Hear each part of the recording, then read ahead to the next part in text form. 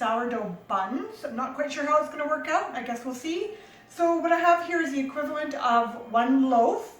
So I've brought the dough. If you watch my sourdough recipe, if you watch it all the way up to the point where you've done your 5-hour bulk rise and you're going to shape your loaf to put in the fridge overnight, that's where I am right now. So I've taken my dough and I've divided. I got about 100-gram weight for each bun.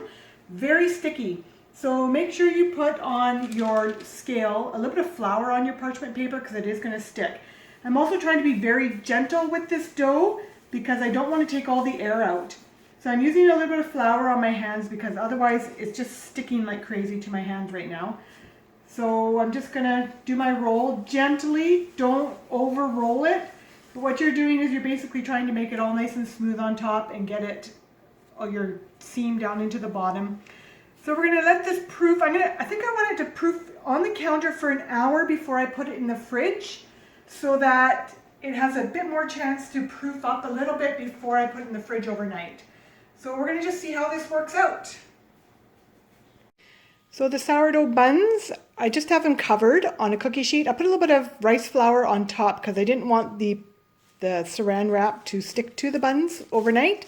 So this is going to go in the fridge now because it's been sitting on my counter for about an hour, and I'm just going to put it in the fridge overnight and see what it looks like in the morning.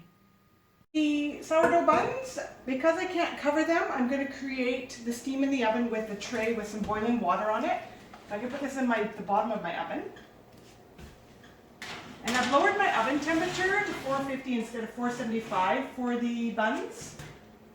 And the buns over here, I just slashed the tops and we'll see what happens. I believe these will probably only take about 25 minutes to bake, so we'll see what they look like in 25 minutes. All right, this is 25 minutes in the oven. They look wonderful. I will open one up in a little while once they've cooled off to let you take a look how it looks inside. So I'm cutting open my bun. So just so you know, I did add some whole wheat flour this time, so I've got some nice air pockets in there. So it's worked out beautiful.